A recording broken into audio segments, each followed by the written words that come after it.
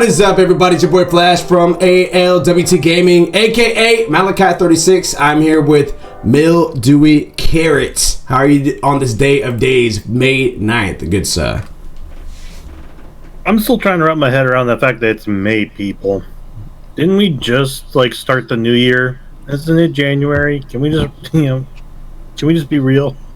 I would love for it to be January already. I would love for it to be June, so I could be playing my Final Fantasy 16. You feel what I'm saying? You pick it up and put it down? No. I left Didn't that even pick it up. Stay on the shelf, walk right by it. Don't be a hater. Don't be a hater. Don't be a hater. Ain't no hating, just saying I ain't playing. It's the Nine Ball, man. It's been a minute, and I say a minute, I really mean like a couple minutes because I saw you last week as well. But how are you doing today, good sir? What you been up to? What you been going? What you been doing? What have you been playing? How has work been in your life? Well, work has been busy, so it's been consuming a lot of my time lately. When I'm not doing that, catching up on. Actually, been going to the movies lately. I went to go see Evil Dead Rise and Guardians of the Galaxy 3. Okay. So, went to see both those. Been trying to pick back up anime, but I can't. I'm not. I gotta find a specific one. So we're in the horror and sci-fi category. Because I was gonna watch Shadow of Imminence. I was like, I can't do a Tsukai right now. We do. Yeah, no, I actually recently finished that one. I actually like that a lot.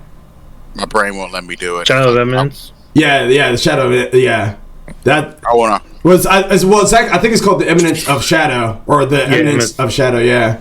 Yeah. But I thoroughly enjoyed it. It reminds me a lot of Overlord, but obviously like all the characters, there's still fantasy characters and stuff like that. But I will say the way it started was different than what I thought. Yeah. So that part was like me personally. This is not a spoiler or anything like that. It's just it's a nice little like, oh, that's how it started. It's an isekai. I didn't realize it was actually an isekai. I thought it was like legitimately from beginning to end of a fantasy world, but no, like the main character is in one world starting off, and then he gets into another world, which you pretty much line up the dots of how he gets to that other world. But I'll leave that up to the imagination until you guys decide to watch it. Definitely can't wait for season 2 on that one. Yeah, I'm excited for that too as well. So, go ahead. But I was going to watch Diaz Ere, but then I got season 2 on Crunchyroll. I'm not seeing season 1 for whatever reason. Mm-hmm. It looks like the kids took over my. Yep, they definitely took over my Crunchyroll account.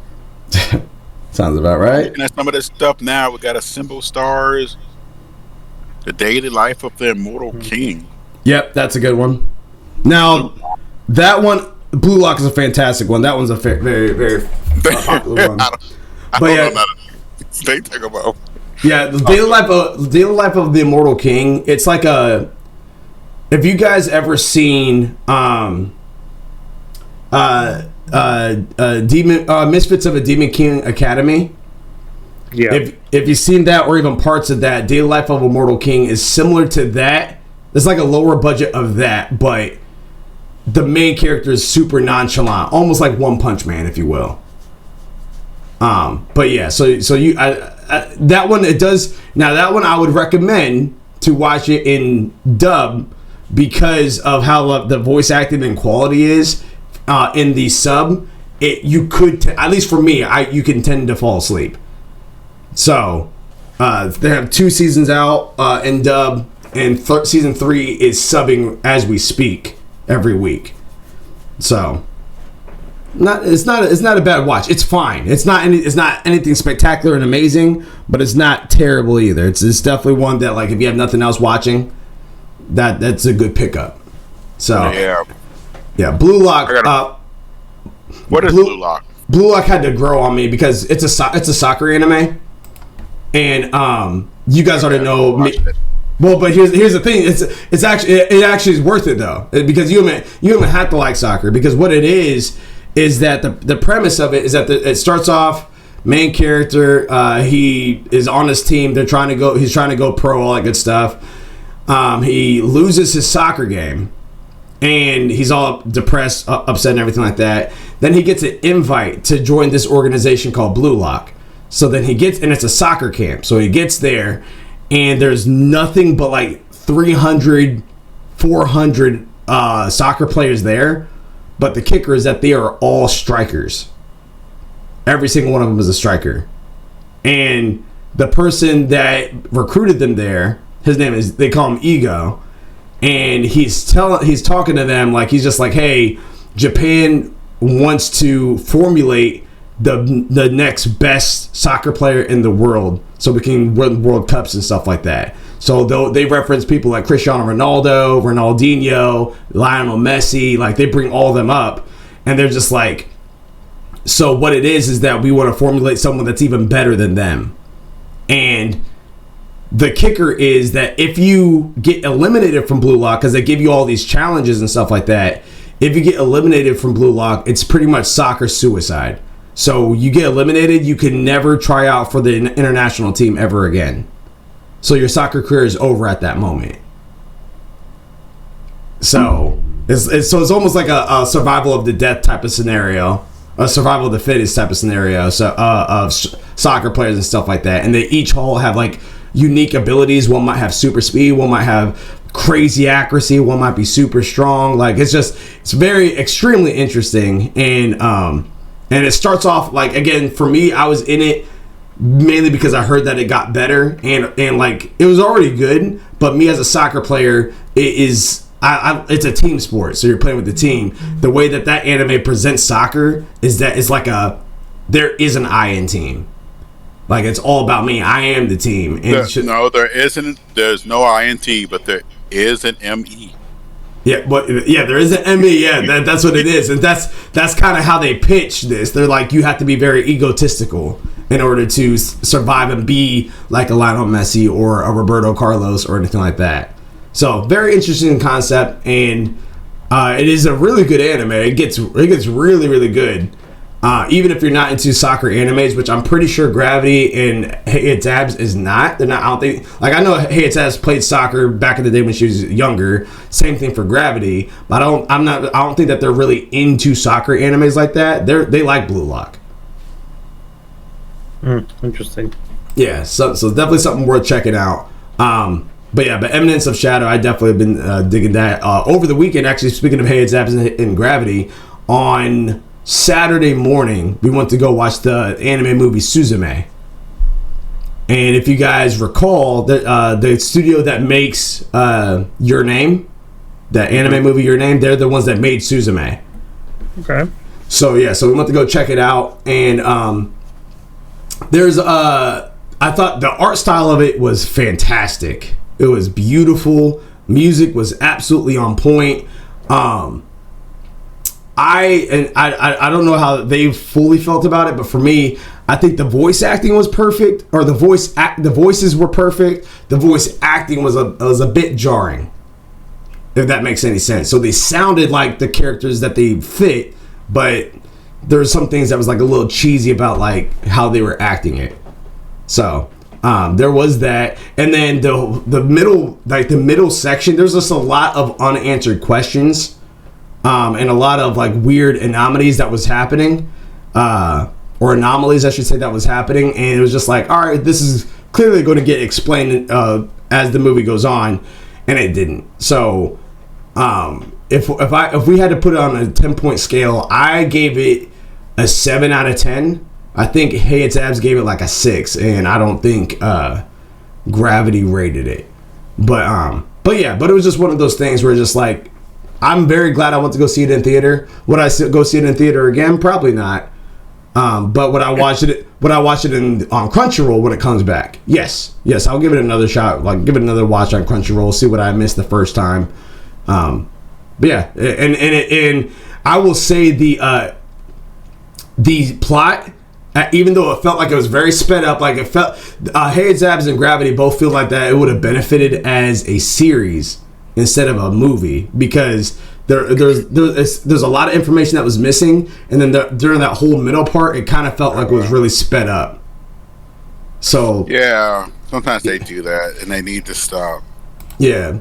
So But then, then, you know, now with that being said, I agree and I disagree, because and the one reason why I disagree is the fact is that the studio that makes Your Name, they don't typically make series. They just make movies, and that's their specialty, is making movies. So I mean, I don't particularly mind them making movies, like, but you shouldn't, if it doesn't fit or it really skims out on some context that could be important to the series, it shouldn't be left out. well, that's the thing. I don't think it's even a series. It was just a created. Now, what they should have done is, if they saw that it was going to feel like it was sped up in the middle, they just need to rewrite some things. Yeah, it wasn't like it. You ever seen Marvel's The Eternals? No. Okay, so the Eternals sound like it had a similar issue. To one of the biggest problems with the Eternals is it didn't feel like a movie. It felt like a series, because it felt like so much was missing, because they tried to cram all these characters into the movie at the same time. Mm-hmm. And so when certain characters were like killed or something, you're supposed to feel bad for them, but you're like, Okay, who that happened. was that again? Yeah. You're I like, mean, when like a couple people die, you're like, who was that again? Mm-hmm. I'm supposed to feel bad about this, and I really didn't explain this character, and it really took away from it, because, to be honest, you didn't remember nobody because you didn't really have time to see their character or anything. When you smash, how many Eternals were there? It's like 11 or 12. And then you had the side actors. I remember. Oh, it was, and that's what made it bad. Like everybody said, it really should have been a Disney Plus series more than it should have been a movie. Was it like that, where it should have been like, excuse me, where it should have been, they tried to smash like a bunch of characters and stuff in there, or a bunch of plots in there at once? I guess you could say now here's the thing, because I get 100% what you're saying. The difference is, though, that the Eternals exist before the movie, right? Like, they're inside the comics and everything like that, right? Well, that's not the. Wait a minute. The problem with it was that a lot of people don't know the Eternals. Well, but even whether you know them or not, they already exist, right? Those actual characters that exist before that movie came out, correct? No. So the Eternals was the first, like, the first time you ever saw Mudman was in this Eternal movie. Mudman. I'm just throwing out an example out there, like. They probably were in comic books, but the comic universe and the Marvel Cinematic Universe are two totally different things. So when they made the Eternals movie, they weren't referencing any of the comics previously. I don't know. I've never really read the comics at all. A lot of people. So because that's what I'm getting at, is that, like, it now I don't know the comics either, so I have no commentary really on it. But take for Spider-Man, for example, the very first Spider-Man. Even though during that time period we thought it was pretty good, you still had those diehards of the Spider-Mans that were just like, well, they didn't do this right, and they went ahead and rushed this and all that stuff. And because they have something to reference to, because they were still referencing that comic. Suzume, to my understanding, was not referencing any manga or comic beforehand. This was straight up from the ground. It's like Princess Mononoke. Have you seen that movie? That movie was made strictly as entertainment animated purposes. They probably made a manga afterwards, or maybe some sort of Princess Mononoke. It's an older. Mononoke? Yeah, Princess Mononoke from. Yeah, I bought the movie. It's in the back over there. Yeah, I'm like, I own the movies too. Yeah, but okay, I was like, but I'm just saying in general, like that. But I'm just saying in general, that particular movie, I don't think had a manga, like a full-fledged manga that was referencing inside the movie prior to the movie coming out. I wouldn't think, but when I first actually watched it, I can't really say. I got an anime actually because of Studio Ghibli and my teacher when I was in high school. Amen. Like I've told you, the first anime I've ever really seen was my best friend Totoro. our teacher showed us, and I ended up seeing her son had brought this Japanese book of the artwork of Princess Mononoke. And it looked absolutely beautiful. She said she couldn't show it in class because, certain things. Yeah. But Copyright infringement to making money off wasn't added certain scenes and stuff. Let's just say it's not child friendly. Mm-hmm. But yeah, I can definitely agree with that one. It was, I think, Studio Ghibli for me. It was one of the biggest turning points. So yeah, and it does. I mean, to be honest, when I hear y'all, and it's something different for me, I probably gonna kind of go off on a side here, but it's something I had to think about for a while when I watch anime. And I didn't think about when I watch anime, reference anime, and judge animes. I judge it differently because of that. Of how I view anime. It's just different from y'all. Like, what is everybody's first animes here? My first... Oh, that's hard. That's hard. Because, like... what are the ones that you really think of that really stick out? One of the ones that really brought you into the anime, folks? So, if I had... that's so difficult because... 4 Kids count back in the day? well, that's the thing. That's what I'm kind of getting at. Because if you really want to be technical, Digimon is anime. Pokemon is anime. I know. Even though that's not like when you think of anime, I consider that cartoon. But let's reset Voltron, all animes. But when I was a kid, I didn't really know what they were. So, are you talking like non-mainstream anime, or are you talking like something that could be still considered mainstream? Like, what was the first one that the first one that really brought you like this? Say, well, this is the anime. This is it. This really makes me want to check out more anime in that thing. Mm-hmm. This is the one that really opened you up to anime. So I have 2 answers here. Okay, I have 2 answers. Because my first one, because I was a kid, I always watched cartoons, but then with that, it would mix in anime, but I always just looked at them as cartoons, so I'm not really realizing that. So if I really want to get into that portion of it, is Monster Rancher. Oh my god, I loved Monster Rancher.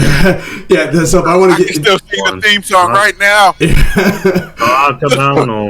yeah, but I was about to say, if I want to get into that, because I watched Rocket League, or not Rocket League, I watched Rocket Power, but that's a cartoon, that's not an anime. But then it always blend in with Rocket, or it would always blend in with Digimon, which is anime but cartoon, but then Pokemon, and then you also had Sailor Moon that was in there. But if you want to start getting inside the anime that made me want to, the Toonami style anime that was just okay, I gotta check out those Cowboy Bebops, I gotta check out Rurouni Kenshin, I gotta check out those other anime stuff, I would have to say Dragon Ball Z. So it's just a weird, because it was just I don't know when I transformed into that, because I actually watched a lot of DBZ when I was younger too, and it was kind of weird. I didn't think of it as anime. Exactly. I didn't even think about it until recently. Me and my brother used to get up every Sunday morning and would have to race our sisters to the TV. Otherwise, we had to watch Barbie. See, because here's the thing: how I realized that was actually anime. How I realized that was actually anime is because I considered that the adult cartoon, and then there's only a couple that was like that. You had One Piece, which at the time One Piece wasn't the adult cartoon. It was very similar to Fairy Tail, because Fairy Tail also went through a weird transition too as well, to where it's when you watch it, you can clearly see that this was for kids. But then when they got to season 3, there was fan servicey as crap with boobs and girls falling on over you and all that good stuff. What was this again? This is Fairy Tail. Fairy Tail. Oh, yeah. Fairy Tail. Yeah. Yeah. Because I remember that. Because even when you watch the episodes, it One shows. Piece, man. I said that too. Yeah, One Piece as well did the same thing, and I was just got the bikini tops out. Yeah, but for Dragon Ball Z though, Dragon Ball Z had that from Dragon Ball. They were actually even more raunchy in Dragon Ball than they were in Dragon Ball Z towards the beginning. Oh yeah. But yeah, Dragon Ball Z, like when I first saw that all the way from the beginning, I never felt like this was a kid show becoming adult like it was for One Piece and Fairy Tail. It was I was already in that adult world, and then kind of the same thing for Naruto, kinda. That was like a adolescent teen to adult. And I gave up on Naruto. It just got too whiny for me. Yeah, but I think I never really watched Naruto. Yeah, it's a. I mean, if you try to go back and watch it now, it is a full-fledged job. Like you are going to have to sit. Yeah. Yeah, it's up there. It's up there with trying to get caught up with One Piece in this day and age. So. Yeah, not doing that. But yeah, binge. But like Dragon Ball Z and Bleach, those are the ones that are considered like animes. But yeah, so.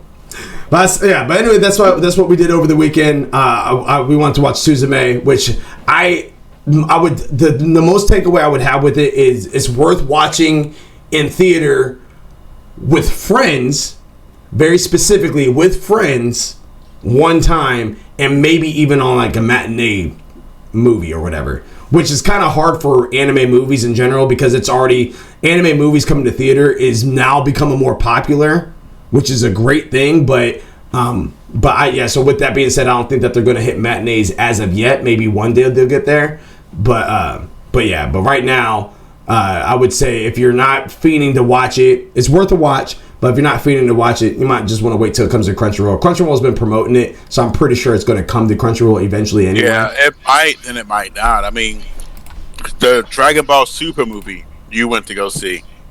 Yeah. It never arrived to Crunchyroll. Well, it depends on what Super you're talking about, because there's 3 of them. Not the one about the not Broly. Yeah, Revival of F.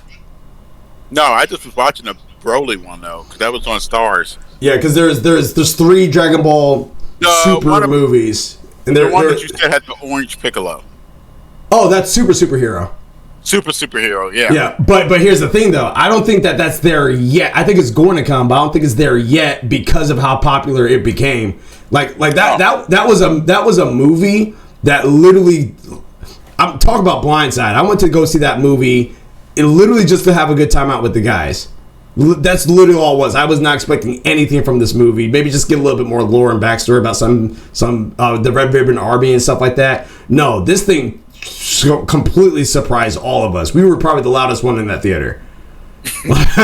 Like it was such a good movie. So, but and then also sales wise, it actually has been doing really good globally too as well, which is why I'm thinking that's the reason why it hasn't came to Crunchyroll yet, because they're still making money off of it. So, but I think it will come to Crunchyroll eventually. I think, to be honest, where I live at, we have a problem with don't get that many movies that really come out on our theaters out here where I live at, because we have like a raid, but we don't get like the Dragon Ball Z's, and most time they premiere at such odd time, like 7-8 o'clock on a Thursday, and you're like, dude, I gotta work tomorrow.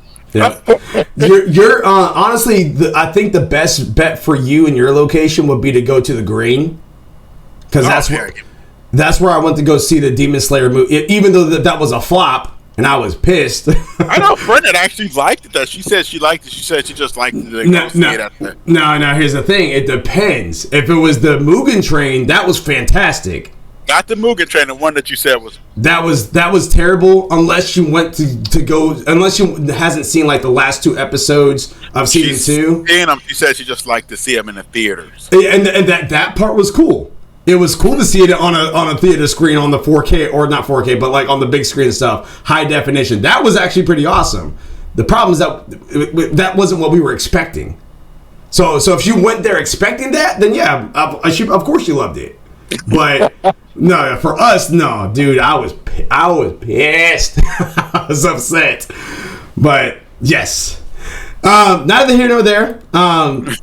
Let's get into this video game news. I do want to give a little. I got sidetracked. It's all good. It's all good. It's at least we try gaming here. We talk about video games. We talk about anime, all that good stuff. So appreciate the people inside the chat. I want to give a shout out to our subscribers. We got 3 for this month. Make sure that if you guys have a Twitch Prime account, which is your Amazon Prime and your Twitch combined together. You guys get a free monthly subscription that you guys can give to somebody. If you guys want to use it for us, we greatly appreciate it. If you don't want to give it to us, make sure you guys use it on another Twitch streamer, because that's free. $5 you're wasting otherwise. And speaking about $5, why don't you put your $5 on over here to this Raise energy drink? If you type in ALWT game at checkout, you get 15% off. It's not $5, but hey, it's 15% off. Save yourself some money on this this sour gummy worm, which is quite delicious. Rep Sports, REPPsports.com. On over to the fantasy gaming league here. Little updates here. And in fact, Ohio had hit me up today. He's like, hey, who's in the first place for the fantasy gaming league? And I was like, it's Mildew. We care last I checked. He's like, boo. Oh my god. So hey, I'm sorry, you don't get to boo when your butt ain't even logged into your account to see what the numbers are or add anything else to your list. Yeah. So don't even start with me. I think don't even go there. I think he's getting ready to make his move, because he did ask me what he had, and I went ahead and sent him. I sent the Melissa what he had. Actually, what he has, and then by the time he remembers what he had, he's gonna forget to do it. So this is what we have currently right now for everybody on their list. I'm going even further down. Zaka Corp, which is it's 9-ball, has Legend of Zelda: Tears of the Kingdom, The Plucky Squire, Senua Saga Hellblade 2, Warhammer 40k, Space Marine 2, System Shock, Tekken 8. Those are all pending. The Wolf Among Us is not coming out this year and was counterpicked, so he can't drop. He has an open spot. And then 2 games that had dropped this year. One of them did great. War Fallen Dynasty got 11 points, 81 on Metacritic. But the other one, not so hot. Negative 10 points. Redfall, 59 on Metacritic. I banked on the fact that I thought they was going to really try on that one, because they have been really struggling with their first party release. I was like, they're going to put a lot in there. Plus, two is Arcane Studios. Yeah, you weren't expecting. Like, I was like, yeah. And go wrong. And here's the thing. This is something that actually surprised me. I think we talked about it maybe last week, or maybe we didn't. But when you first saw Redfall, who all thought here was going to be very similar to Back 4 Blood, but vampires? What was the game I'm thinking of? I kind of had like, it was a mix of like Back 4 Blood with like a little bit of Borderlands sprinkled in, is what I was kind of feeling with it. That's somewhat what I was thinking as well. It wasn't until this weekend that I found out that's not how the game is. It's more of a Destiny-like. It's like Destiny. Really? Yeah, with vampires. So I literally found that out this past weekend. And Maximilian Dude, because Maximilian Dude is actually the one that informed me about it. And he found out this year that it was. I see some of the gameplay of it, and it looked interesting. Yeah, it's a Destiny. I thought at least it would be like, I mean, at the worst, I was just picking like it might do a 73, 74, which isn't bad, but the part that is surprising about this is that it rated so low and it's on Game Pass. You know what I mean? Like, now, granted, I think that a lot of the critics that are doing this, I think they are considering the people that went out and bought the game, because if you don't have Game Pass, you spent $70 on a game for it to be as janky as it is right now. Now, I have no room to talk because I haven't even tried it yet. I still want to try it. I can't do it right now because I'm about to get ready to leave and all that good stuff. But when I come back, I do want to try my Game Pass subscription to it and just check it out a little bit, see what it's like. Do I plan on sticking around for a long time? No, but I do want to at least see. I would probably download it tonight and then hit me up when you get back and maybe we can give it a go. I'm down, man. I'm down. So sorry that you went through that. I wasn't expecting Redfall. That's fine. It just makes the comeback trail a lot more sweeter. There you go. ALWT Gaming, aka me. I have Final Fantasy 16, Street Fighter 6, Hades 2, Forza Motorsports, Xbox Series X version, Oxenfree 2, Lost Signals, Eater Knights, Stellar Blade, Pal World, Remnant from the Ashes 2. All those are pending. Horizon Call of the Mountain came out at 9 points, with 79 on Metacritic, and I have a counter pick of Black Myth Wukong, which is not coming out this year. In second place, so I am in. What place am I in? I am in I'm in sixth place. Moga is in seventh. Or Illuminas. Zaka, you're in eighth. Yeah, Zaka's in eighth. Yeah, I'm at the very bottom. So Luminous Living, who is in second place right now, Illustrated Live, has Resident Evil 4 Remake, got him 24 points. Octopath Traveler 2, 15 points. Like a Dragon Ishin, 11 points. And then the rest are pending, which is Hollow Knight Silk Song, Sea of Stars, Bomb Rush, Cyberfunk. He has 4 open spots. He has a counter pick of The Wolf Among Us 2, which is not coming out this year. In fourth place is Titan Bringo Punch, which is silent, has Fire Emblem Engage, 11 points. He has Theater Rhythm, Final Bar Line, 16 points. He has All the Rest Are Pending, which is Liza P, Armor Core 6, Fires of Rubicon, Pikmin 4, Final Fantasy Rebirth, Metro Prime 4, Dragon Age Dreadwolf, and 2 open spots. He has a counter pick of Bayonetter's Origins to Resident Lost Demon, which came out and got him negative 11 points. Ew, well, he's in the same boat I'm in. In first place is Carrot Patch Inc., a.k.a. Mildewy Carrot. Has Hogwarts Legacy, 14 points. I was about to say 84 points. 14 points. Wild Hearts, 9 points. Camp. Company of Heroes 3, 10 points. Advanced Wars 1+2 Reboot Camp, 11 points. Minecraft Legends, 1 point. Terranil, 12 points. Atelier Ryza 3, Alchemist of the End, and the Secret Key has 13 points. What's pending right now for him is Spider-Man 2 and Sons of the Forest. And there's an open spot still, counter pick of One Piece Odyssey, which got him negative 4 points. Dr. Q, who is in third place right now, hold it down, Dr. Q, I see you, has Suicide Squad Kills Justice League, not coming out this year. Dead Space Remake, 19 points. Alan Wake, pending. Dead Island 2, 5 points. Bayonetta Origins to Resident Lost Demon has 11 points. He has 5 open spots. He has a counter pick of Forspoken, which got him 3 points.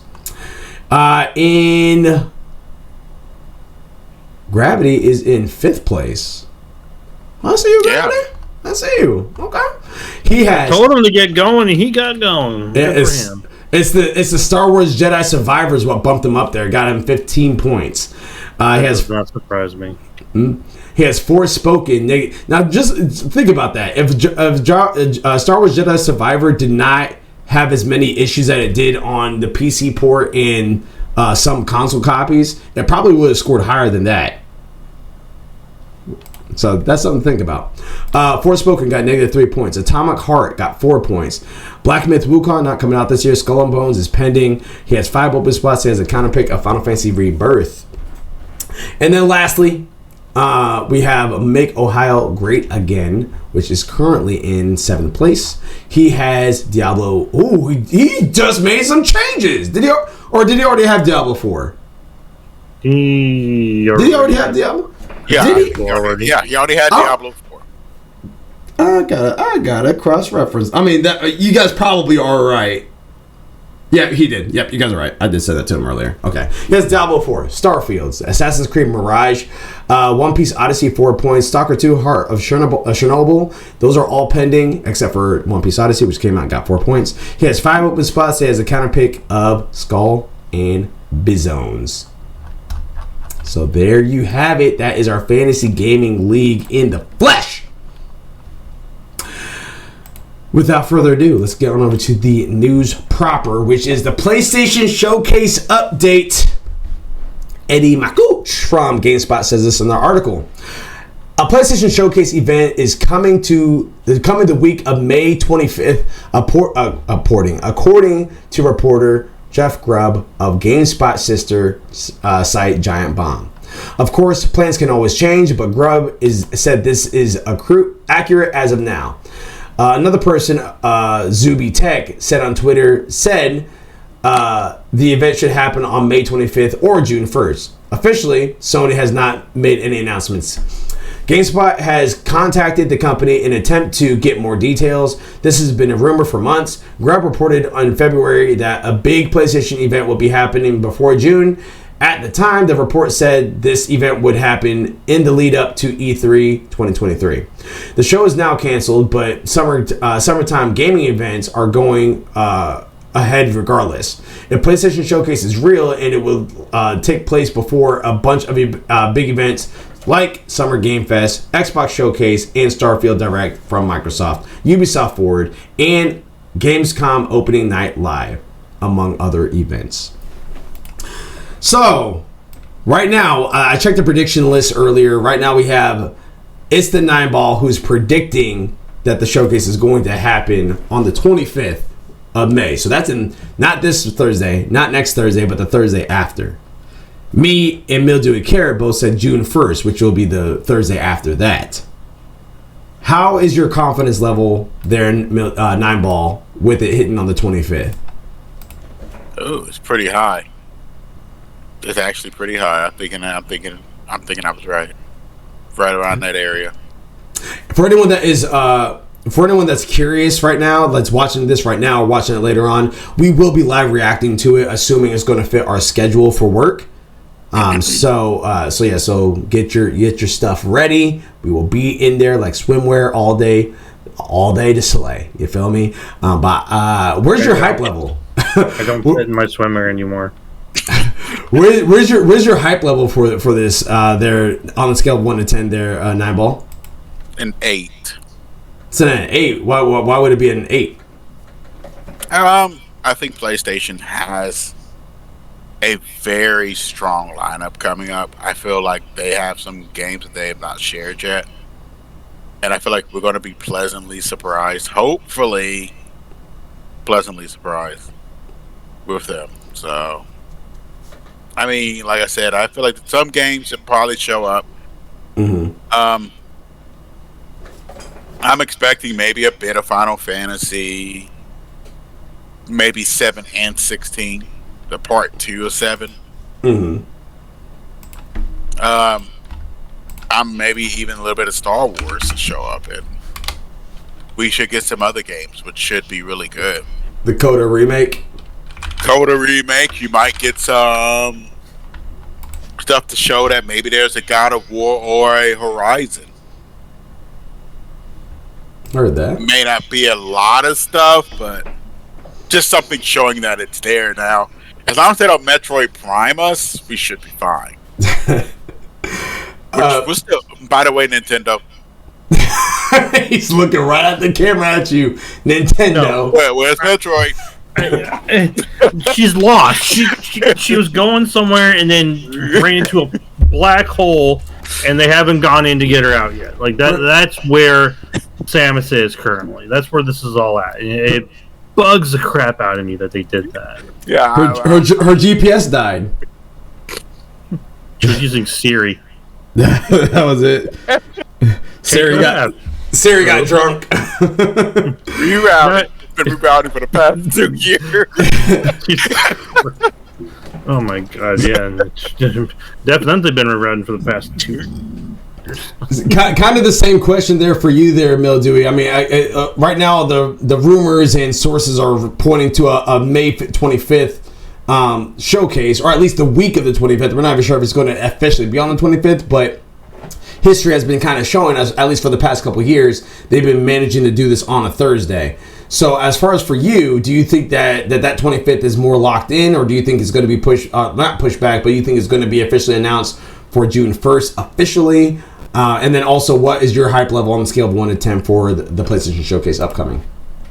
I mean, it could happen either day. I think 25th or June 1st are good times to do it. It's a complete coin toss on when they want to do it, when they're ready to do it.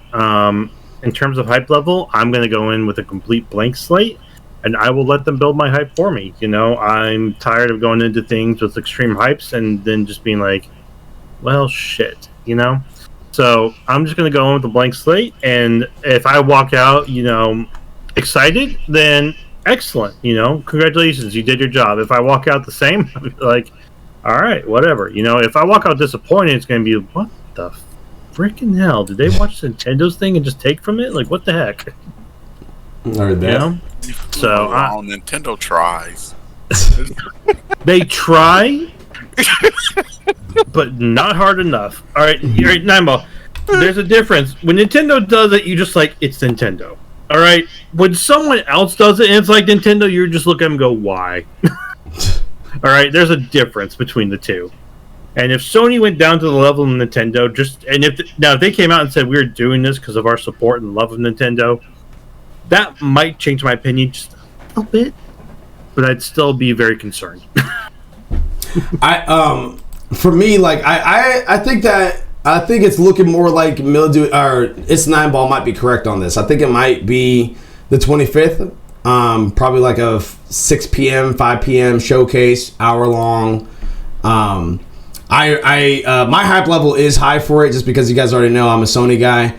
But also on top of that, when you think about the showcases, like actual showcases, some have been better than others, but all of them, for the most part, have been a 9 or a 10.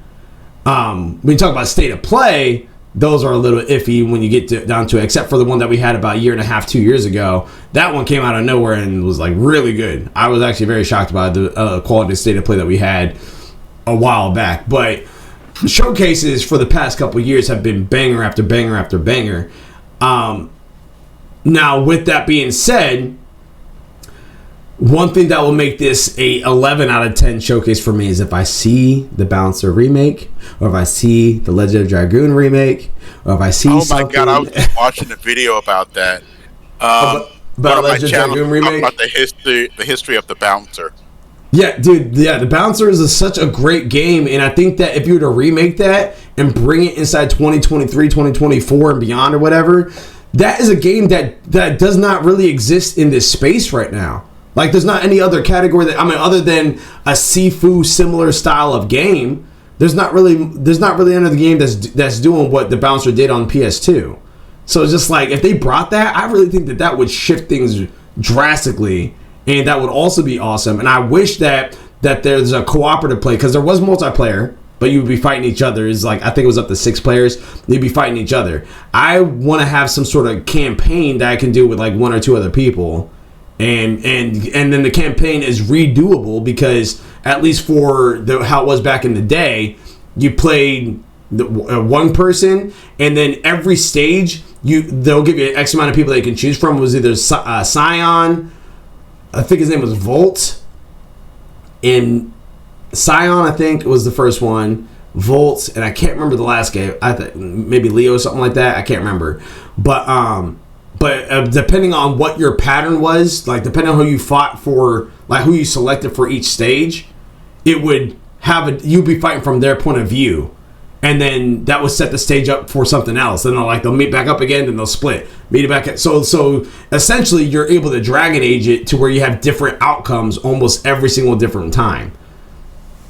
I don't remember how many outcomes there were, but there was well over 10, 15 different outcomes they can have just by replaying this game. Now, I think there's even one where you can play as Scion for all of them, except for the last one. Then you can play as like Leon or whatever his name was, and then that outcome was different. And then you have another one where you play as Scion the whole time, where you can play as Volt, Scion, Leon, and then just kind of switch up that way. Dude, it was such a fantastic idea, and I really hope that they decide to bring the Bouncer back as a remake. I would love that. I would absolutely love that. I'm gonna have to watch the history. I hadn't watched it yet, but I seen it on my thing and I put it on my list to watch. Yeah. We're just gonna go over like the beginning, how it was made, and where it's at, and again, like development and all that. Yeah, I think this will be a 10 out of 10 showcase for me if they could give me more clarity on what has already been announced on a good portion of it. But even with what's been announced, even though we have a lot of stuff to look forward to, I still want to have a couple new stuff that I can look forward to even beyond that. I don't want to just have... I would love to see gameplay of Wolverine. I would love to see gameplay of Spider-Man 2. I would love to see gameplay of Coder. I would love to see more gameplay and more details on Stellar Blade and Ether Knights. I would love to see all that. But if this showcase is nothing but information of what I already know, that could dampen my experience a little bit. I want to be surprised. So... it's like Christmas, you know what I mean? Like if you go to you see a present that has your name on it, right? And it's just a box. But if you already know that that's a PlayStation in there, like yeah, you'll be happy, you'll be excited, you open it up, you're all that good stuff. But how much more dope would it have been if you open it up, not knowing what it is, and it's a PS5? You're just like, oh my gosh, thank you, Mom. Like your hype level's off the roof. That's like, we already have the presence. We already know what's happening. We already know we're getting Wolverine. We know we're getting Spider-Man. We know we're getting this. So, and I'm really excited for when that comes, aka me opening the presents. But what I'm more excited about is the stuff that I don't know that really resonates with me. That's what I'm really, really, really excited about. Story number 2. We have the PlayStation Studio shutting down.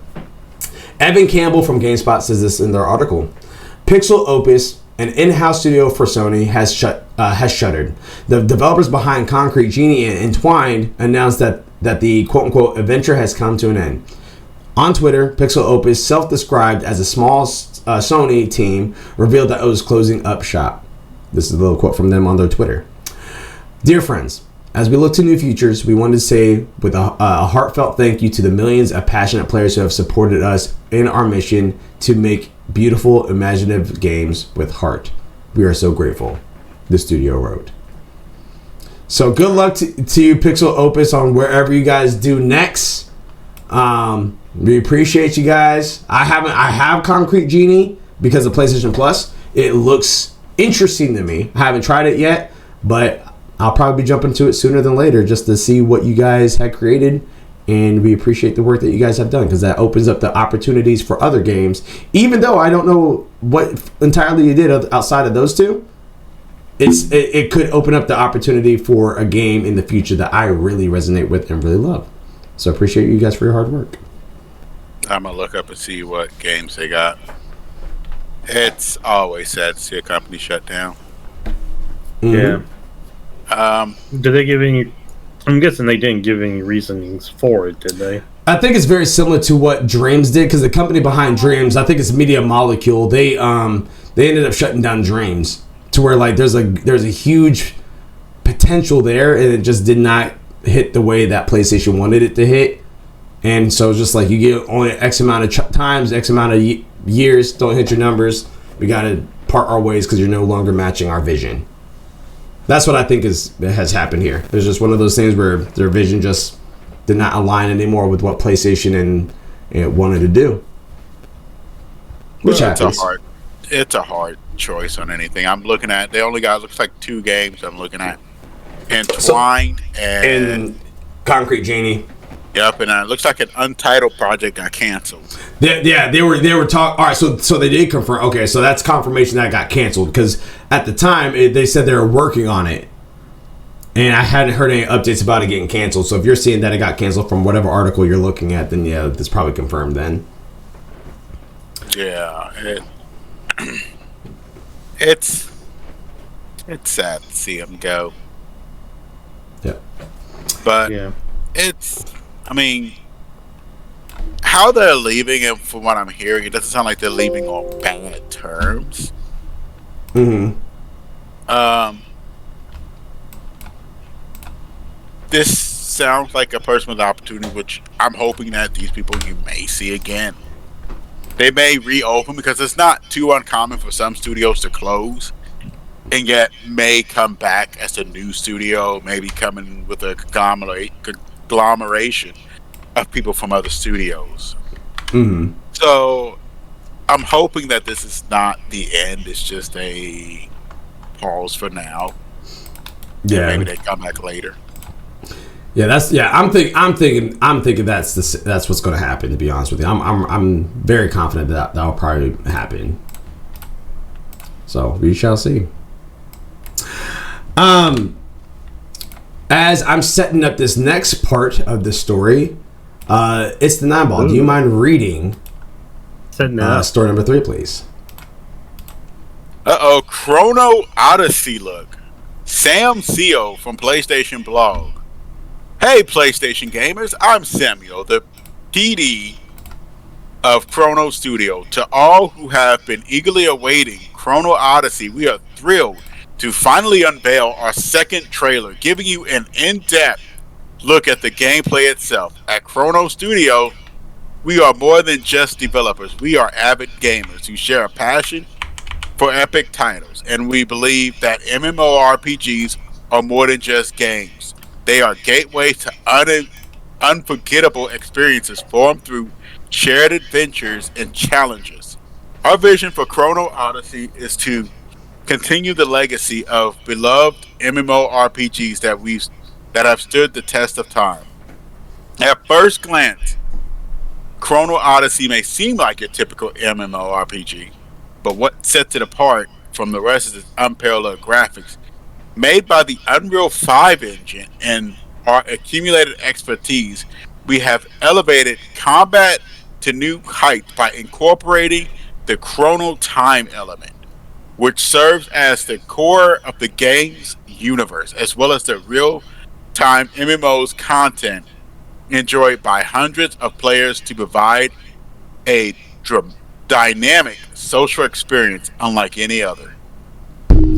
So, now full disclosure, you guys see on the screen right here that I have it up. I have already seen this, so, but I am. How dare you? I said it last week, and then they got more information. I saw it on the PlayStation blog today. I was like, we got to talk about this game. Dare you? Contain yourself. Yes, No, I could. So yes, I'm gonna play it for you guys. I'm gonna obviously we have things to talk about. I'm gonna have it on a loop, and yeah, we can go from there. So it's gonna be playing. Let me know if you guys can hear it.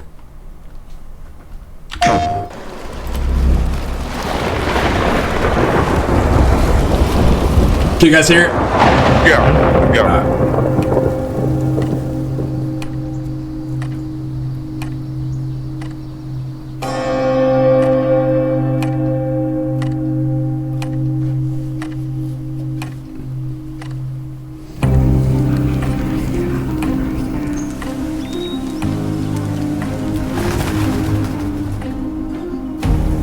I wonder how many companies are using Unreal Engine 5 right now for their games. I'm pretty sure everyone Right was running switched over. It's way more powerful. Yeah, I mean, Exhibit A. A lot of that video. Mm-hmm.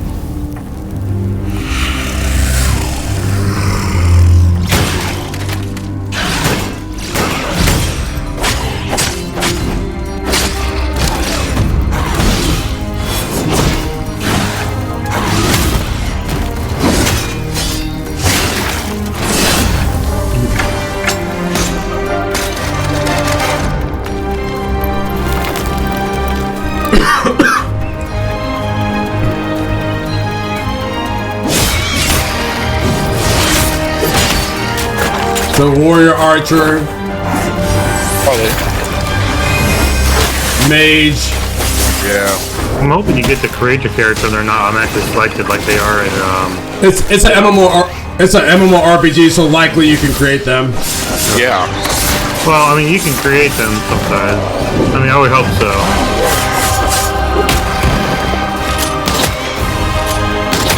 I don't know. If that's a ranger, I guess. Demon Hunter. Most got Demon Hunter and crossbow. Oh, she teleported. You saw that? Yeah, that's like an arcade mage. Little berserker action going.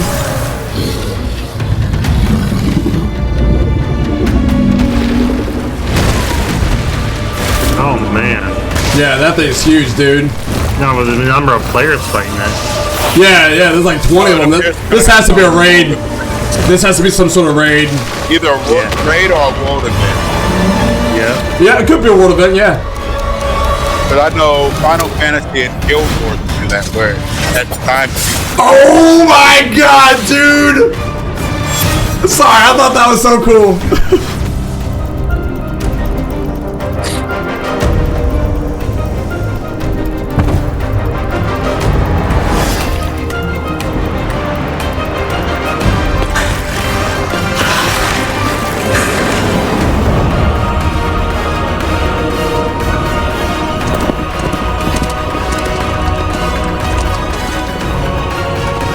I would love to beta test this game.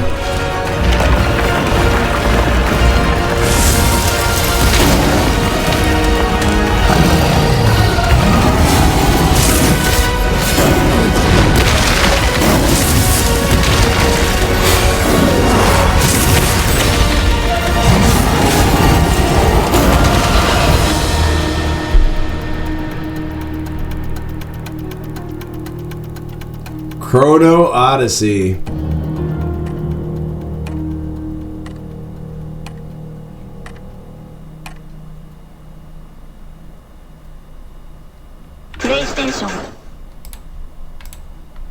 All right, gentlemen, talk to me.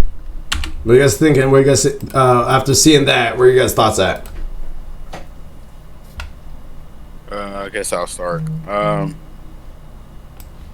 For me, it's not much, and there's reasons behind that. It's worrying. It looks good, but the problem is it's always the same with MMORPGs. How do you differentiate yourself from other ones? And this is going to be something huge for this one, even more than the other ones. Whenever you run, there's a reason why Final Fantasy XIV and WoW look the way they do. Mm-hmm. One word: accessibility. Their graphics are set up to run on almost any computer, which is a very good move, because not everybody's computer is going to be, top systems. Whenever you run like an RE5 at that type of power and stuff, it begins to limit your pool to what you can draw from. So it's going to really hone down to the question of the classes, type of classes it's got. It's what's the gameplay loop? What's your end game like? I'm hoping it's not like a Terra, because the problem with Terra, and I kept hearing it a lot, is that Terra got repetitive. They look beautiful. Don't get me wrong, Terra looked beautiful, and the Terra memes about the the more armor you got, the less clothes you got for women. Yeah, the higher armor you get. Yeah. what's legendary? But this one, the graphics. You always gotta have naked ladies on the thing. I mean, why not? That's just from the dawn of the age of mankind. Reminds me of that anime about the battle bikinis, if you know what I'm talking about. Yeah. Yeah, I can't remember, what was that Vivi thing. I don't remember the name of it. I just know it's like, it's like, it was a YouTube skit, and they made fun of it. I think it's literally called Battle Bikini Warrior. I think it's literally called that. Yeah, that was just like. There's a YouTube video as well that had it. Like this guy, I can't remember the name of the channel, but they made fun of that because they had some guy like, here goes your armor, and he got like the big old heavy armor, like thanks, and then this lady comes like, where's my armor? He goes, here you go, and he gave her like this string bikini. Really? Yes, you're legendary gear. Like, really? Well, he got. Can I get his armor? No, that's for men only. But that's the biggest concern for me. It's basically the gameplay loop. How well it plays, and for me, I would have to say the world, because I thought about that too one day while I was out. Why did I like Guild Wars 2 a lot? And one of it is that the world feels alive. So, like, for the longest time, I didn't even realize I had never really used a mount, because, to be honest, I liked it interacting with the world, not just going through it. And that was a big problem for me in 14, because sometimes in 14, the world's massive, but most time you find yourself on your mount just flying through it to go to your next destination. With this one, will the world be alive? The characters, the gameplay, all that is going to factor, like I said, even more, because you're going to have a smaller pool to draw from because of the RE5 graphics. The more beefier you make your thing, the less people can play it. Which, server-wise, that's not a bad thing. Server-wise, yeah, but player-wise, yes. Because you want more people. You don't want, especially in these. Yeah, and to be honest, it's going to have to be, I'm betting 10-1, it may have to be a free-to-play, and I'm hoping it's not a subscription-based. I don't think it'll be subscription, but I also don't think it'll be free to pay. I think it'll be able to pay one time. Like Elder Scrolls, exactly. Yeah. So where you buy the game. Yeah. If it's free to play, they're gonna have to have when the DLC happens, they're gonna have to charge you for that. or have some type of in-game currency, microtransaction. Yeah, that's what I meant. Yeah, I get you. Actually, for me, that's not. I mean, I've said it before. For me personally, it's not a big deal as long as it doesn't feel like it's invasive to the game. Yeah, you should not be paying for your character to get like an advantage, a huge advantage over other people. Oh yeah, absolutely not. Yeah, that's yeah. Yeah. What about you there, Mildew? What are your thoughts about? I know you already have a special relationship with MMORPGs in the first place, but looking at this and hearing what this is, what are your thoughts on this? I mean, it looks cool. Don't get me wrong. Like, it's definitely come a long way from stuff that I remember from way back in the day. Like, definitely like World of Warcraft stuff. Like really, really pixelated and granular stuff. Versus this, which looks a lot cleaner. Now, hopefully, this is the gameplay. I didn't see the notice on there if this was in game or not with the engine. Oh, this is easily in game. That looks almost like in game play. Yeah. Well, it looks like it, but normally they would a lot of times say, So, but because they didn't say, that's what I'm taking it as. Is this is in game? If this is in game, I'm definitely down for it because I definitely like the fact that they brought the style to the current level. Don't get me wrong, I can still play old games, but when you're talking like MMO capabilities, like we've got the capability for you guys to make a pretty game, like definitely bringing it up and forward. My concern just is with kind of like I think Namo said is like, is this going to be free to play? Is this going to be pay to play on time? Kind of like 14 is, is it, is it going to have any loot boxes? Is it going to have any extra stuff like that? I'm pretty sure they'll probably do battle passing because we've been seeing a lot of battle passing going on. Possibly, is there, we definitely saw that they've got world events, world raid events, biggest thing also is how is the community going to be? How is the support community going to be? How is the community going to be in terms of like toxicity and all that? Like, cause, you're going to have toxic people. I mean, you're going to have toxic people, but how is it in terms of like reporting, handling, reviews? How is that? How is also like the moderator support, in the game? Like, how are they in terms of handling and helping? So, there's just a lot of questions and stuff that comes along with doing MMOs.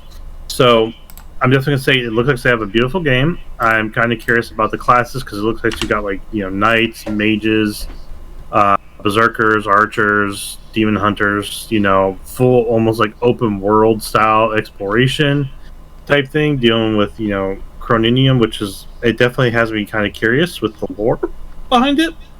And I want to know how the game plays with solo versus playing with people, like how does that work, and I want to know, like, yes, like you've got the servers where people will be running around and all, like, is it going to be open PvP? Like, do you have to initiate it? Like, there's those questions too. Like, can I just go around and do my thing without people being complete jerks about it? Mm-hmm. So there's just a lot that comes with MMOs. So it looks beautiful. Looks really cool. Still going to wait for it to fully come out before I even do anything or touch it. And if it's pay to play, you guys have fun. Yeah, I wouldn't. Yeah, again, I'm not the biggest pay to play person. The game would have to really, really speak with me in order for me to consider doing a pay to play. Which is one of the reasons why I resonated so heavy with Final Fantasy 14 and DC Universe. Those are the only two pay to plays that I consistently suck with. I tried World of Warcraft, couldn't get into it the way that other people could. At least, I mean, like, I could get into it, but it wasn't worth me $15 a month. It just wasn't worth it. But on over to this game. Yeah, like I hope this is not a pay to play. I'll if it is, I'll still try it. That's not going to stop me from checking it out. But it would have to be something extremely special for me to stick with it if that was the case. I do hope it's like what Nineball was saying. I hope it's like a single buy, like Elder Scrolls. Just buy it once and then you own it. And the DLC that comes out, you just have to pay for that expansion and then we're good to go. So a little bit more insight on here because I went ahead, as you were asking if this was like in game or anything like that. They have a little bit of up to date stuff on here. So the open world of Cetera, that's what it's called. So step into the breathtaking world of Cetera, an open world wilderness that transports you into the world that feels ever changing. Immerse yourself in the stunning scenery which transforms with each passing season, with realism that captures the essence of a living and breathing environment. So that answers the question that Nineball had right there as far as it being alive. So there's a little bit of that, little touch base on that. Combat is a thrilling experience that demands both unpredictability and control. Master the basics of attack, defense, dodge, and switch seamlessly between multiple weapons in real time to gain the upper hand in battle. But be prepared for the unexpected. The enemy attack patterns are as varied as they are deadly, adding an extra layer of tension to each encounter. So stay on your toes, hone your skills, and embrace the excitement of combat. And then on here, classes. So choose from 6 distinct classes: Swordsman, Ranger, Sorcerer, Paladin, Berserker, and Assassin, as you embark on your epic journey. And don't forget to make your mark with a character customization options like gender and appearance, allowing you to express your unique personality and create a personalized combat style that is truly your own. So that also answers a couple other questions that we had. So yes, customer characterizations in there, and so you don't have, it's not going to be like just a preset. You can customize your character, and then you have the 6 classes, which are Swordsman, Ranger, Sorcerer, Paladin, Berserker, and Assassin.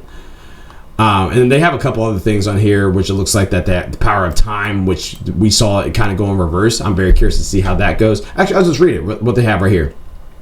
The enigmatic power of the Chrono detector holds the key to unlocking the full potential of your journey. As you venture through the game's world, you'll come to understand the symbolic importance of Chrono, a force that is not only drives the storyline, but also plays a pivotal role in combat and progression.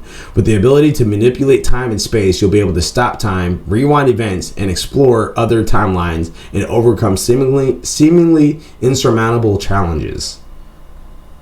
So yeah, one thing that is cool to me on this is, again, I am not the big, like, there are some games I can dabble in that's Demon Souls, Dark Souls, Bloodborne style games. This game, the way that it was playing and looking, it looks like it would be a Demon Souls style game, but MMORPG, which I am all here for. Like, if I don't have to do the whole little, like, I gotta do 90% of this level before I can even invite you into my game, like, I'm not down for that. I want to, when you offer co-op in a game, I would like to play co-op with my friends from the very beginning. I don't like having to go through a good portion of the game first before I actually can consider doing cooperative play with people. The pass for me will be Wolong Fallen Dynasty. Yes, I had to do level 1 by myself and beat that boss by myself, but the minute that level 1 boss was over, because they treated level 1 like the entire thing like a tutorial. The minute that was over, the rest of the game I was able to do with Hated Sabs and Gravity. Like, there had those time periods where we did have to separate when we went to the Hidden Village, but that was it. Like, you didn't fight in the Hidden Village. We can link up right after that. So that's my style of gameplay there. So looking at this, I strongly doubt that there's going to be any like party hindrance, since this is an MMORPG, which means it's a massive multiplayer online game. Me being able to do my own thing, I know that was a question that you had there, Mildewy. I see that happening. I know a lot of MMORPGs as of late, they do allow you to do your own thing, and not be interfered by other people. And even if it was something that was like, I'm about to attack this thing, even if somebody else attacks it, you still get credit for it. Like, a lot of different style of MMORPGs have been taking that into consideration, because older MMORPGs has been notorious for that. Well, it's like, because like you get people on there, and it's like, you get the last hit kill, and it's like you're on there, and then someone just snipes it, and you're just like, the fridge, Yeah. So again, I'm just, that is not recorded as far as like how that's going to be for the sociably and community wise. But I would say, as far as from when I first was playing MMORPGs until now, I know that they have drastically improved on the community portion of those. Okay. But yeah, I am very excited for this. I would like to see more, and I hope that maybe we'll see this at the PlayStation Showcase. Because this is all the I understand is that they put this on YouTube, yes, but they only promoted it on the PlayStation blog. So I'm wondering if this will make an appearance at the showcase. Story number 4: Assassin's Creed potential delays. Parth Bagaria from Game Rant says this in the article. A new rumor suggests that Assassin's Creed Mirage has been internally delayed from August to October of 2023, so fans may have to wait a bit longer to play the game. Developed by Ubisoft Bordeaux and Assassin's Creed Mirage lets players control Bassam Ibn Ishaq, a character first introduced in the 2020s Assassin's Creed Valhalla. Assassin's Creed Mirage was officially unveiled in 2022 with a scheduled release in 2023. However, not much has been revealed about the game since then, as fans patiently wait for more gameplay footage. Recent rumors suggest that Assassin's Creed Mirage may have been hit with a bump in production, resulting in a change in its release window. Now, another leak hints that the game is further delayed until later in 2023. So that might be maybe a small little hit there for Ohio. I mean, I was about to say cool. It's not cool. I mean, the game delays suck, but at the same time, if you need to delay it. You want to make sure you have a polished, finished game versus a game that's not even finished, and then you have to do all these day one patches and all that weird stuff. I see. Day one patches should not be the size of your game. Yeah, exactly. Agreed. A day one patch totally should be. No, but here's the thing. Here's the thing. Here's the thing. The game twice. I mean, that means you're getting the game again, right? You know, they're just like an oopsie. You know? Here's the thing. A day one patch should be a Band-Aid, not a full body cast. You know what I mean? Like that does not make any sense. So, this doesn't. I mean, like again, this is news. The little update there. It doesn't do anything for me. I feel like I've been Assassin's Creeded out for a while. Like there's not really a lot of. I don't know. It's just I have Assassin's Creed Origins. I've never opened it. I think it's still inside the plastic. I got it for free and I haven't played it. I got it for free. And because Odyssey? Assassin's Creed Odyssey that I still gotta play through. It looks really good though. Odyssey definitely looks like it's definitely better. Odyssey and then Vikings. Yeah, Valhalla. Valhalla were like the two that really stepped it up. But I'm just kind of like so many Assassin's Creed games. I'm kind of a little bit behind some of the lore, but I'm like, do we need a lot of this? Like, what's going on here? Like, where's the end? You know?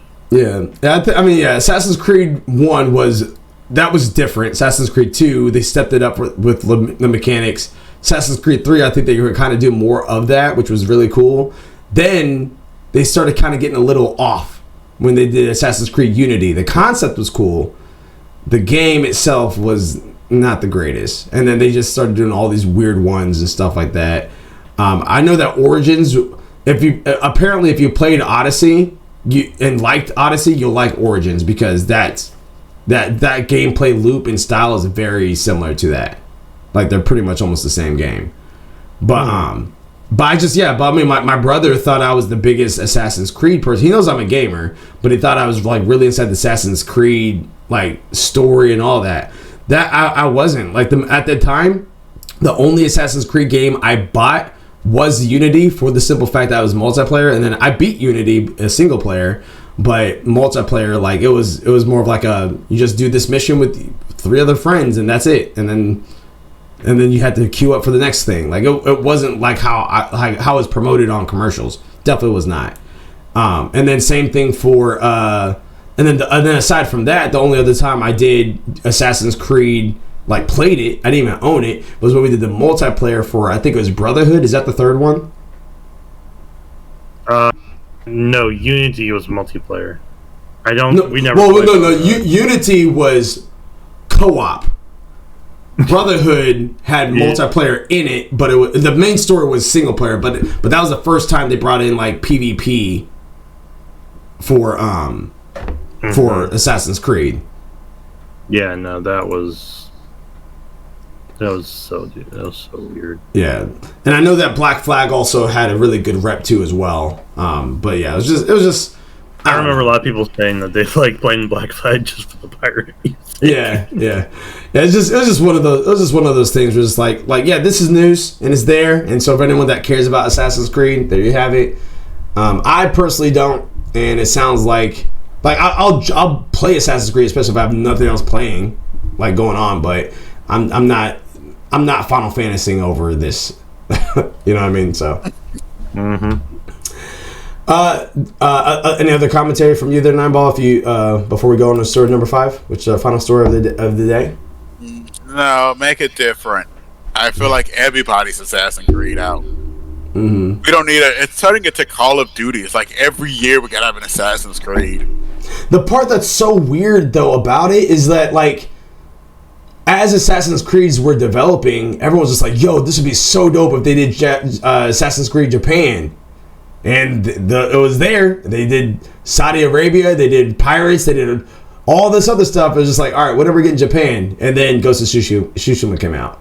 And all right, well, there's your Assassin's Creed Japan. And now they're doing it doesn't have Assassin's Creed name on it. I think they're doing Assassin's Creed China. I think that's what it is. One of them, I know it was one that was like red or something. Yeah, I think that's China. I don't think it's Japan, but okay. I get where you're going. But what were we saying there, Mildewy? I'm like, it doesn't have the Assassin's Creed name in it. It doesn't count.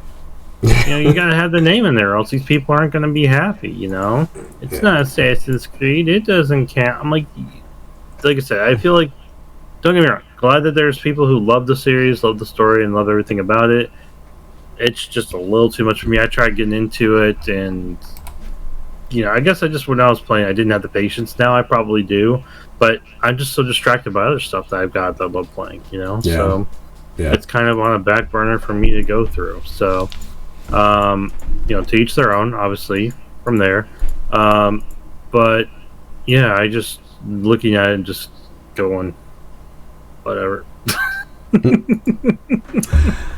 I know I shouldn't be saying it, but I said it. No, that's facts. That's what's happening right now. Story number 5, Switch 2. Where you at? Darren Ponthus from GameSpot says this in an article. In its recent result for the fiscal year that ended March 31st, 2023, Nintendo has reported that Switch hardware sales declined by 22% as the company sold 17.97 million consoles during the last 12-month period. Nintendo expects this decline to continue through the next fiscal year, which will end on March 31st, 2024, and is predicting an additional 16.5% decline, or around 15 million consoles sold. Consoles that will be sold over the next year. In total, Nintendo has sold 125.6 million Switch consoles since the launch in 2017. In comparison, Sony's PS5's sales stands at 38.4 million lifetime sales to date, with 6.3 million consoles shipping in the January-March period this year. Quote, Nintendo Switch has entered its 7th year since launch, and while it will become more challenging to maintain the same sales momentum as before, our goal is to have more consumers continue to play Nintendo Switch for longer, leading to maximize sales. Nintendo said in a statement. The global semiconductor shortage was partly attributed to decline in sales, as well as a decrease in sales from last year's season holiday. So pretty much, like, it's not included in this story, but I did read an article previously and listened to a podcast to where Nintendo's just like, yep, if you're wanting to Switch 2, it's not coming out this year. Chill. Just focus on buying the Switch 1, Switch OLED, Switch Lite, whatever. Save your money for Tears of the Kingdom. Yeah. That's kind of what they're saying. To be honest with you, that's kind of what they're saying. But it's annoying because it's just like, this is 7-year hardware now. 7-year hardware, and it's still $350. You know what I mean? Like, this is, and it's not even like you just introduced, you just turned on Bluetooth a year or 2 years ago. And so it's just like, you still don't have voice, you still don't have chat, like party chat or anything like that. It's just, again, the convenience is nice as far as you being able to take it with you or dock it. That is an amazing feature. They can capitalize on that. Obviously, Steam Deck has taken up take it up a notch from there. They went ahead and have it to where it's higher resolution, you're able to play Spider-Man 2018 on your Steam Deck. You can't do that on your Switch. Now, it's great. I mean, I know Spider-Man is a PlayStation Now PC game, but still, like, even if it was across the board, the Switch cannot handle Spider-Man at that capacity. It just can't. Maybe the Switch Lite can. It cannot. Nope. It's a diet Switch, okay. But yeah, but it's just one of those things where it's just like they're GTA 5ing us. They're GTA 5ing us to where it's just like you're milking the crap out of this one console now. We're in 2023. We're ready for a Switch 2. We're ready for a Super new Switch. Whatever it is that they're going to call the next Switch. We're ready for it. It's Nintendo. They're fine. That's the way I feel with Nintendo. They always take their time. Yeah. Oh yeah, yeah. They're definitely taking the time. It's just annoying. I mean, to be honest, we can't really say much. When you look at even the life cycle of the PlayStation 4, it was around 10 years before I played the PlayStation 4. Yeah, but here's the thing. At least they came up with a PlayStation 4 Pro. You know what I mean? Like they didn't. The most that they did with the Switch was a Switch OLED, and all that did was just make your screen bigger and prettier. That was literally it. That's all you need. Story. Last fun one. I ain't talking about this no more. I'm done with this. I have people in my house. I know people, and they still play the Nintendo Wii. Yeah, the Switch. To be honest, this is Nintendo.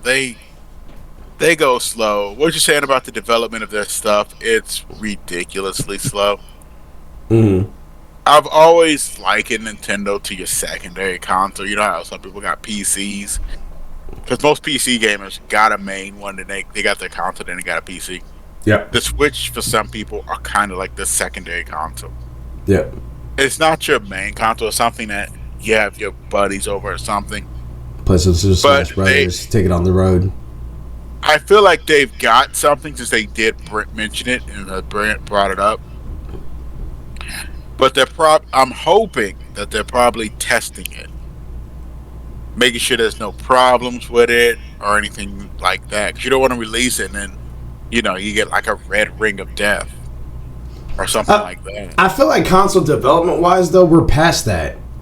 I really do think we're past that because PS4, I got that at launch, and there hasn't been any issues. Like there's the only issue. Well, actually, the last major console at launch that I know had problems is some PS3s, but that wasn't even really because of design. It was just because it was way too expensive, so hardly anyone had it. You still had the yellow light of doom or whatever, but still, like, that was not nearly as much. And then you had the Xbox 360 was the ring of death. Yeah, the ring of death. Aside from that, I can't, like, Steam Deck, that launched fine. Yeah, but you got to think about who you're dealing with here, okay? Nintendo, let's just say they're not really the type of kids to, let's say, stay in the box or stay in the hotel. You tell Nintendo, if your kids with Nintendo, you tell them to, stay in the car. They're going to come out of the car and go to the store next door. But here's the thing, though. I'm not saying get out of the car. I'm not saying get out of the car. In fact, stay in the car if you want to. That is perfectly fine. Play with something else. That's what I'm saying. Like, if you can do whatever it is, you have this G.I. Joe, but if you see Greymon over there, go ahead and be Greymon. You know what I mean? Like, go ahead and play with it or something like that. Don't keep doing the same thing. Not everyone likes that. Not everyone likes that. I don't like that. Nintendo is kind of I'm betting they're probably working on a new gimmick or something. Mm-hmm. Something for the new consoles. But some of the stuff you are saying is true.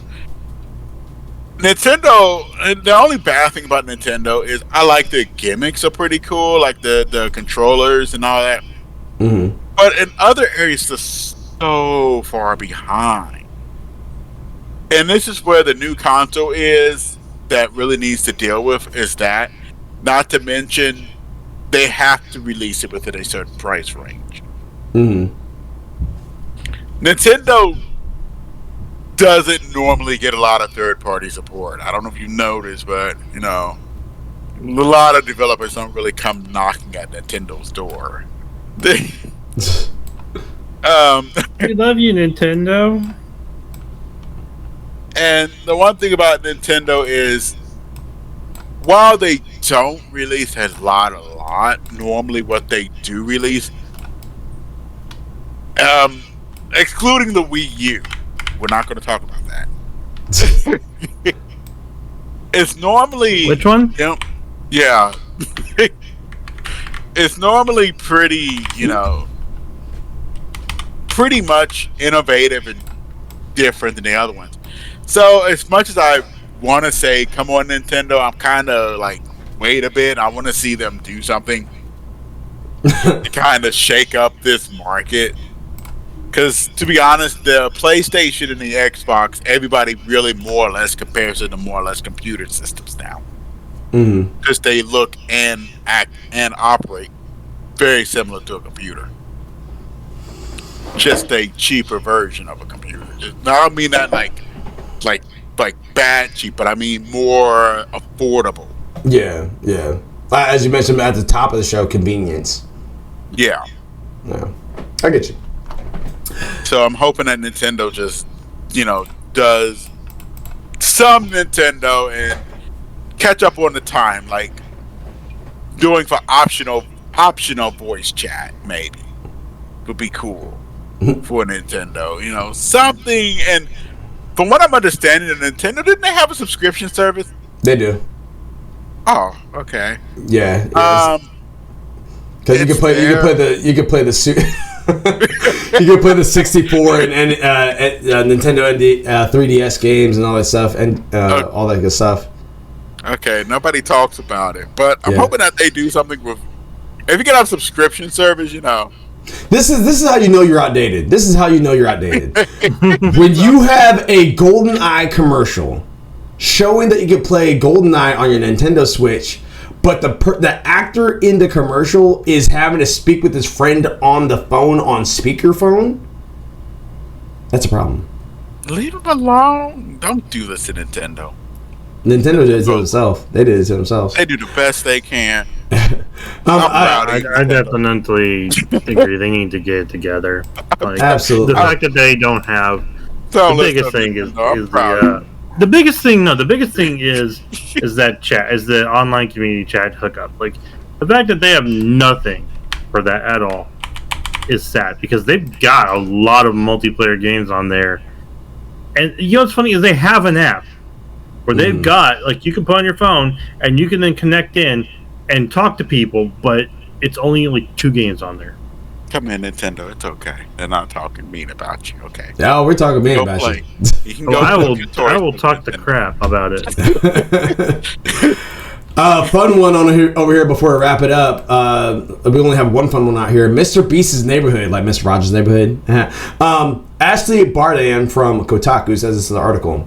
Mega YouTuber Mr. Beast, aka 25-year-old Jimmy Donaldson, has been casually buying extensive property in a North Carolina neighborhood for him, his family, and his employees to live in. The New York Post reports. In the last 5 years, Donaldson, I'm just going to say Mr. Beast. Mr. Beast has already purchased 5 homes on the same Greenville street, most of them off-market, for an approximate total of $2 million. So yeah, that's showing on, again, that's on New York's Post, that's on New York Times, that's in the, like, Mr. Beast is one of those YouTubers that he just does what he wants, but he usually does what he wants for, like, entertainment purposes, like, and is, like, good entertainment, and it's usually positive for the community. He'll give people cars for $5, he'll give people money. There's one time where he had a Willy Wonka competition, and whoever it was that won the competition, he gave them a whole chocolate factory. But then he turned around and he's just like, well, you know what? This will be a lot of upkeep. It's gonna be really expensive for you to do it. So if you want to, you can buy it. I can buy it from you for $500,000. And he's like, yeah, I'll do that. So he gave him. So essentially, the Willy Wonka contestant won $500,000. So yeah, he does a lot of great stuff, and Kudos to Mr. Beast for trying to make. He's always doing something that's very Fortnite-ish, and I say that because Fortnite always thinks outside the box. They always bring in these characters in these licensed characters that are not easy to get. Like Dragon Ball Z, able to bring him a Fortnite. Just Street Fighter. rich.